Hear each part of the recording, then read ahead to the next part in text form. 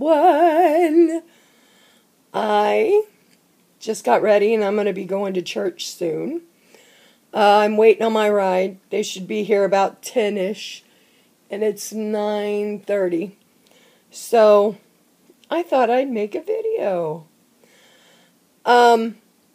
Last night, well, yesterday evening, I went down and sat with my Aunt Ann. She's really sick. If you guys could pray for her. They told her that she has a brain infection. And I don't think I told you this on the last video. And they have to give her a spinal tap on Monday, tomorrow. She's 83. So I'm really nervous. Because when my parents died, she kind of stepped in as a surrogate, you know. Kind of like Neil did as well, you know. I mean,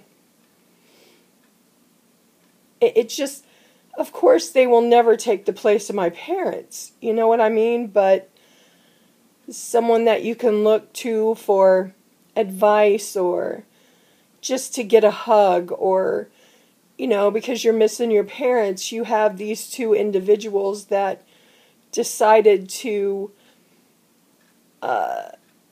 you know, just shower me with love all the time. And I couldn't have asked for two better people to do that for me. So I'm really worried about her, and if you could just pray for her. The procedure is at 8:45 in the morning. So I'm nervous. I mean, like right now, she can't remember hardly anything. I mean, she knows who we are, but like if she says, I like this song, who sings it? And she would have known that. Like, she was a sharp, active 83-year-old, solid foundation woman. And then one night she wakes up, and then that morning, her eyes are really bad. She can't think of nothing. She's kind of talking out of her head, which is a urinary tract infection. So they're treating her for that. And, yeah, then they're going to give her the spinal tap. So my cousin's supposed to call me tomorrow when they get done. And he's going to tell me how she did. So, yeah, that's been on my mind today. I'm telling you, going to change the subject. I swear to you, I'm going to get better at comments. I am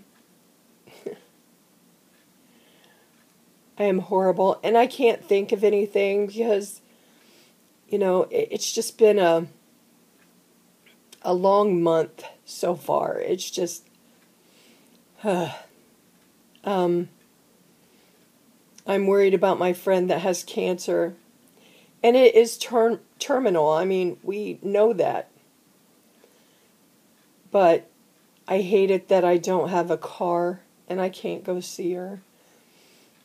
She's an amazing woman and has been through so much.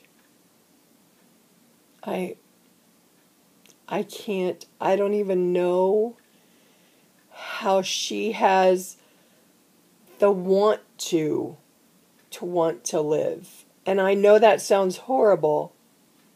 And, you know, I can't share her story.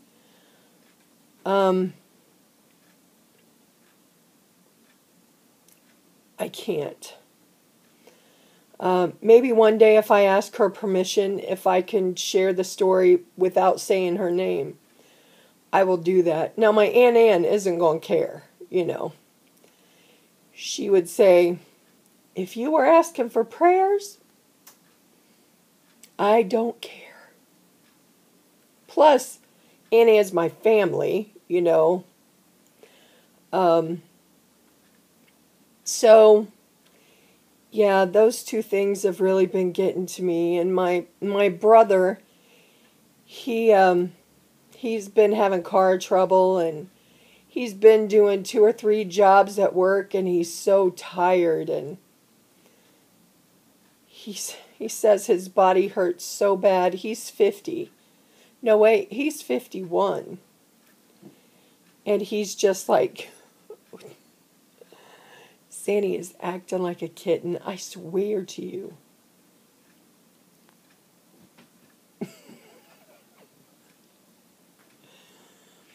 She's over there. I wish I could turn this around. She is, I'm serious, it's like night and day compared to what it was. And yes, I'm a persistent mom. And I can tell you this, when my parents were sick, see, I didn't used to advocate for me at all. I didn't think I was worth it. But my parents, when one of the nurses or doctors or whatever would do them wrong, I wasn't their mama, but I was the daughter bear, okay? And I would, oh my gosh. I remember, excuse me, asthma. It's really nice today. What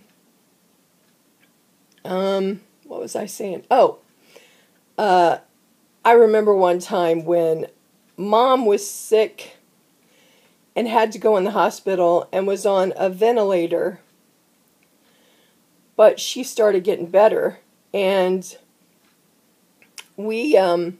she was on the ventilator too long, so they had to do a trach, and she was doing things like, before she actually came around, she was on a lot of medication, and she would be holding Ed and Harry's hands, my brothers, and she'd just start moving her hands, and I mean, I thought she was having a seizure.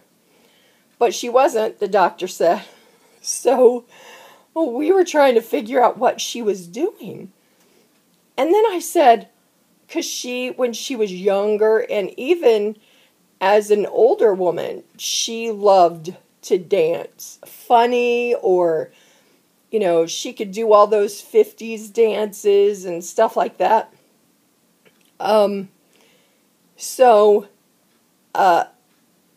I said, Mom, are you dancing? And she shook her head.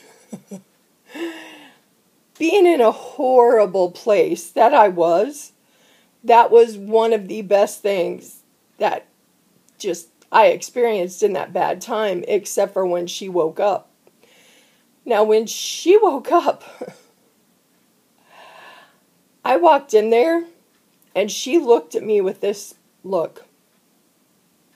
And she went, why do I have this? She was so mad. So mad. I've never seen my mom mad. She was mad. And I said, Mom, it had to be done because they were trying to let your body heal. And that wasn't a good answer for her. So I said this. I said, Mom, if I were in the same situation and you could possibly save me by giving me a trach, even though I'm mad about it, wouldn't you do it? She said, yes, because she couldn't talk with it yet. And actually, she never wanted to. She didn't want to learn how to do it. She wanted it out. So I think it was about 4 or 5 days, and then they took it out. But, oh yeah. Now, the thing that I was going to say that I was the daughter bear about, one of the nurses was really rude to her when she came to. And now, mind you, she's in critical care still. And these nurses, they need to be, you know, I know that they're exhausted and they go through a whole lot, but don't treat my mom bad. Don't. Just don't. She told me, and I believe her name was Stephanie. this was a long time ago. Mom's been gone for 16 years. So this was a long time ago. And I went to the nurse's station and I said, may I speak with Stephanie? So I talked to Stephanie and I said, listen, that's my mom in there. You better treat her with respect, because you would expect me to treat your mother with respect. So she didn't treat her bad anymore. There was an instance with my dad that, a couple anyway. The worst one, I think, was, no, there's two. After he had a stroke, he went into rehab. And in rehab, they're supposed to check their feet and their socks, take their socks off, wash their feet, all of that stuff, right? So I came there, I can't even remember, it was probably 5 days after he had been in rehab. And he wanted me to change his socks.